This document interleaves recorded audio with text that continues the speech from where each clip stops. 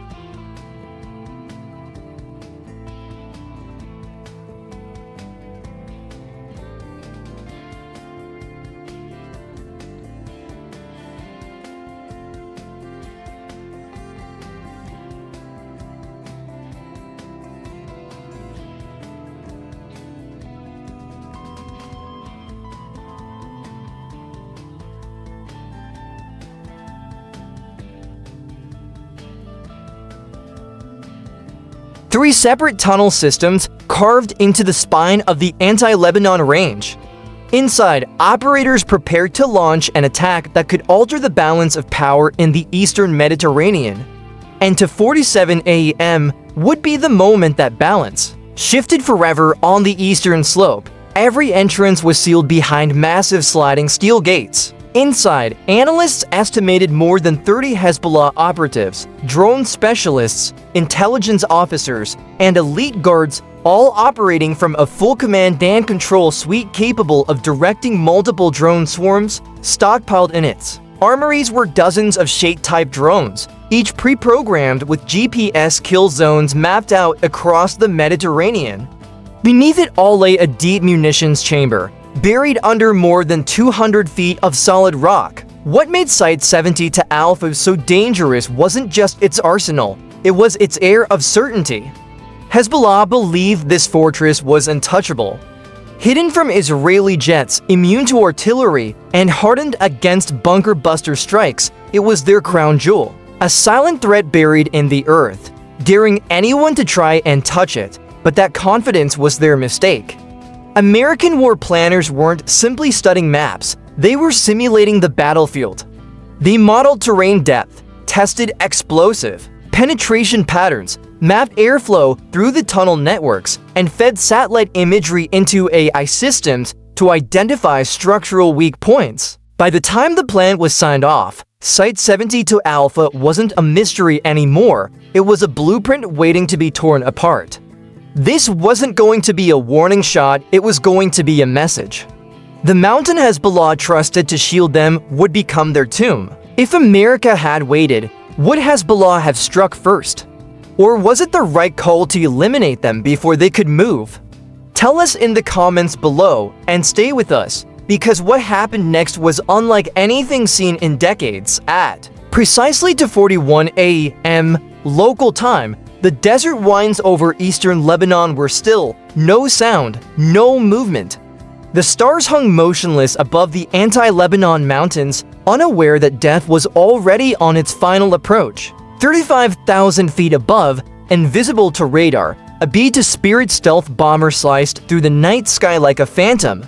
It carried one payload, one mission, and one chance to erase a fortress buried beneath centuries of stone. Its weapon was the GBU-7 to be Hellspike, the most advanced Earth-penetrating munition in the American arsenal. 5,000 pounds of hardened steel, guided by AI-enhanced terrain mapping and GPS laser correction. This wasn't built to make a noisy entrance.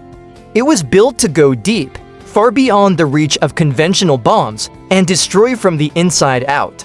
At 2:47 a.m., the bomb was released.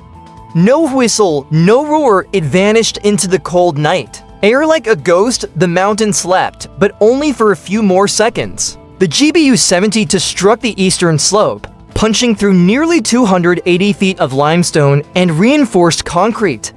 Its onboard sensors calculated depth in real time, adjusting the fuse within microseconds. Then silence, 3, 4, 5 seconds. Past, the mountain buckled. From deep within, a muffled thunder pulsed outward like a heartbeat in stone.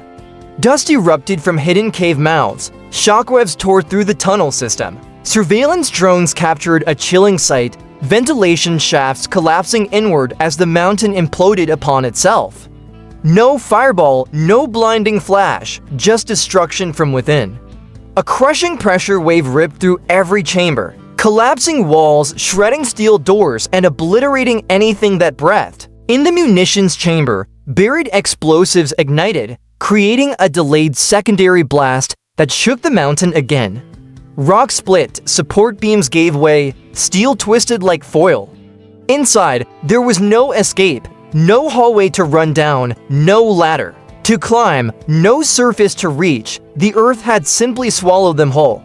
Aboard the USS George H.W. Bush, anchored in the eastern Mediterranean, Mission Control watched seismic readings spike across underwater sensors. No one cheered, no one spoke. On the screen, 2 words appeared: objective neutralized.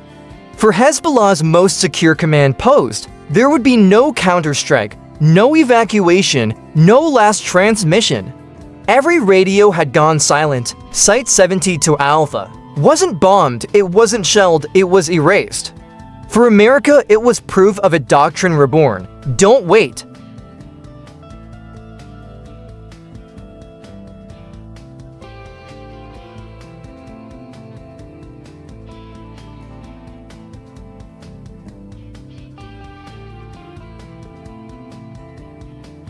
Don't warn, don't miss. One bomber, one bomb.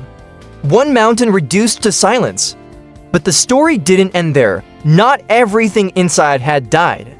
Amid the crushed stone and twisted rebar, a narrow emergency tunnel, likely an escape shaft, had survived. From its eastern exit, hidden under scorched cedar trees, movement stirred. 8 Hezbollah fighters emerged into the cold mountain air. They were bruised, limping, and covered in dust. One dragged a satellite equipment case. Another clutched a bleeding arm. Their comrades were gone. Their fortress was nothing but rubble. They were alive, but only just. These men had trained for this moment. They believed that escape meant survival. They were wrong. 20 minutes earlier, while the bomb was still carving its silent descent, an infrared satellite in low Earth orbit had already marked every living heat signature inside the bunker. The strike came, but the satellite did not blink. It kept scanning, watching for changes in the thermal pattern. It noticed 8 heat signatures broke away from the others and began moving uphill. At 3:04 a.m., those coordinates were transmitted directly to an Israeli F-35I Adir patrol, silently circling 40,000 feet above the Golan frontier. Its advanced a Q-37 distributed aperture system confirmed the movement, fast, erratic, hugging the terrain, not civilians, not animals, armed men on the run. Seconds later, a second Adir joined the formation. There was no discussion, no hesitation, no wasted words over the radio. The targets were marked, tracked, classified. From 18,000 feet to GBU-39B, small diameter bombs dropped into the darkness, sleek, compact, almost invisible. Each locked onto a coded laser signature provided by the aircraft's shared sensor network. Mid-flight, they adjusted their fins, correcting for wind, refining their trajectory. There was no room for error. Below, the Hezbollah fighters moved quickly, thinking the attack was over, convinced the mountain strike had been a failure. Maybe, just maybe, they could melt back into Lebanon's shadows. But warfare had changed. Death no longer needed to be close to be personal. The bombs struck the ridgeline with pinpoint accuracy. No roaring firestorm, just a blinding pulse of compressed air, a violent bloom of dirt and shattered stone, and then stillness. When the dust cleared, nothing moved. Thermal scans confirmed what human eyes could not. 8 heat signatures erased. No secondary explosions, no civilian casualties, just surgical elimination. A message from the sky delivered in silence inside the monitoring station. An analyst whispered they thought they had a way out. Another replied, not anymore. This was no ordinary follow-up strike, it was a statement. A demonstration that there are no more escape routes, not from satellites, not from stealth, not from weapons that think faster than humans ever could. Hezbollah had trusted the mountain. Now, even the shadows could no longer hide them. To understand what happened that night in the anti-Lebanon mountains, you have to understand the weapon that made it possible. It wasn't just a bomb, it was a breakthrough precision tool of destruction built for one mission: to kill what hides deep beneath the earth. The GBU-7B, nicknamed Hellspike by its engineers, is not a relic of the past, it is the future of warfare. Weighing 5,000 pounds, this deep-penetrating bomb isn't designed to explode on impact, it's designed to travel, to listen, to wait. Its reinforced alloy casing is forged to survive impact speeds exceeding Mach 1 into solid rock and layered concrete, but the deadliest part isn't its steel shell, it's the brain inside. Equipped with a programmable smart delay fuse, the weapon reads terrain data in real time, deciding on its own when to detonate based on what lies ahead. In the case of Site 70 to Alpha, that decision came nearly 300 feet below the surface. Older, Bunker buster munitions would have shattered the ground above loud, visible, but ineffective against deep, shock-resistant fortifications. The GBU-72 didn't care about spectacle. It drilled into the mountain's heart and detonated from within, collapsing it inward, not crushing it from above. Its warhead over 1,000 pounds of high explosive releases a subterranean pressure wave strong enough to pulverize underground architecture without igniting unnecessary surface destruction. But the GBU-72 never works alone. Its guidance is FED by high-resolution satellite imagery, synthetic aperture radar, and 3D geological models uploaded before launch.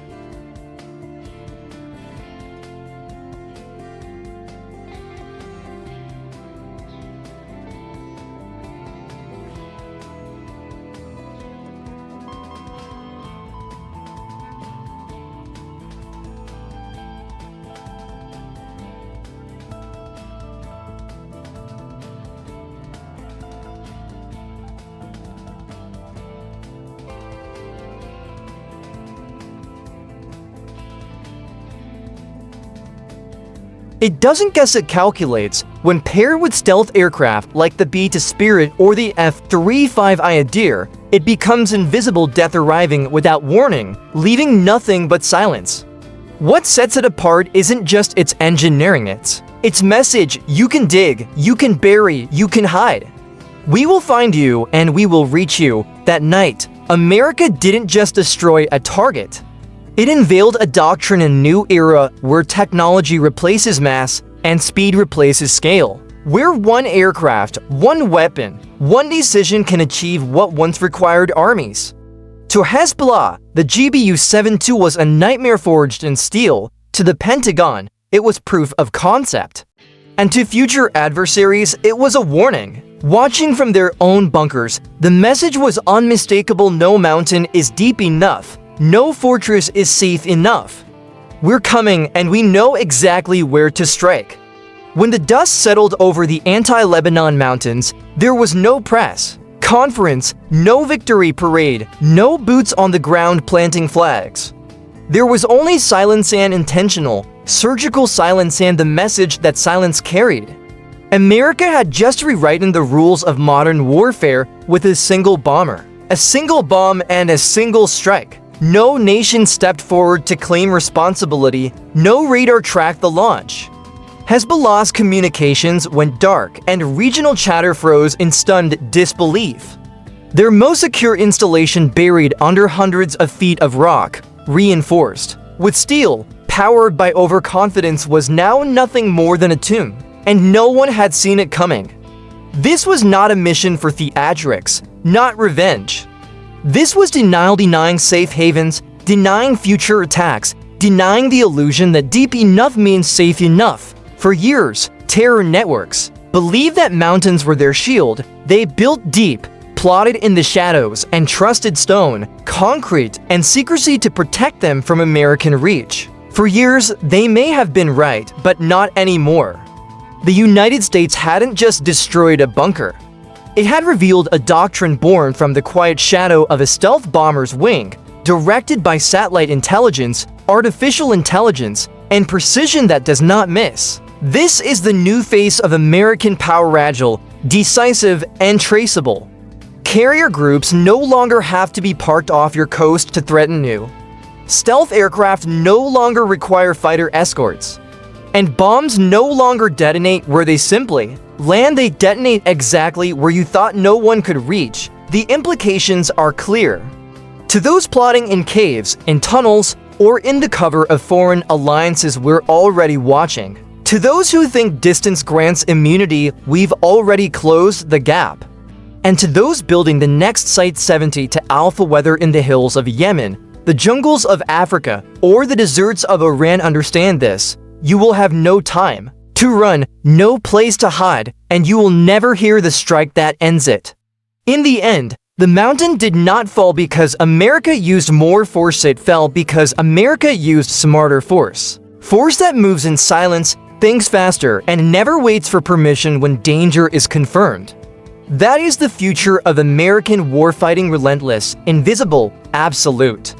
The mountain is gone, the threat erased, but the echo of the message remains. We can reach you anywhere, anytime, without warning. This operation was more than a display of might. It was a case study in how warfare, technology, and national defense have evolved in the 21st century. For those watching, whether from military headquarters or living rooms across America, the lesson is clear. The battlefield is no longer defined by geography, but by information, timing, and precision. The success of this strike wasn't about overwhelming firepower, it was about foresight. Knowing when to act, where to hit, and how to do it while keeping American lives out of harm's way. It's a reminder that the future of national security is not built solely on strength, but on intelligence, on the quiet power of innovation. For students, analysts, and everyday citizens, this mission is a glimpse into an era where data, stealth, and strategy can outperform brute force. It challenges us to rethink what power really means. And for those who have served or whose families have, it's a sobering reminder why technological superiority must be protected, funded, and understood. Because in a world where enemies can hide beneath mountains, America must be ready to respond without hesitation, without exposure, and without failure. In the silence of that night, we found clarity. In the precision of that strike, we found a lesson. It's not the size of the army that wins wars, it's the accuracy of the decision. One strike, one mountain, one moment that redefined the rules of modern warfare. The mission's success wasn't measured in fireballs or shockwaves, it was measured in silence, in precision, and in the absence of American casualties. It was a warning to our enemies: you can dig deep, but we can strike deeper. And as technology advances, so must our understanding of what keeps this nation safe. It's not just firepower, it's foresight, it's readiness. And it's the will to act before danger reaches our shores. If this operation changed how you see modern warfare, share your thoughts below. Where do you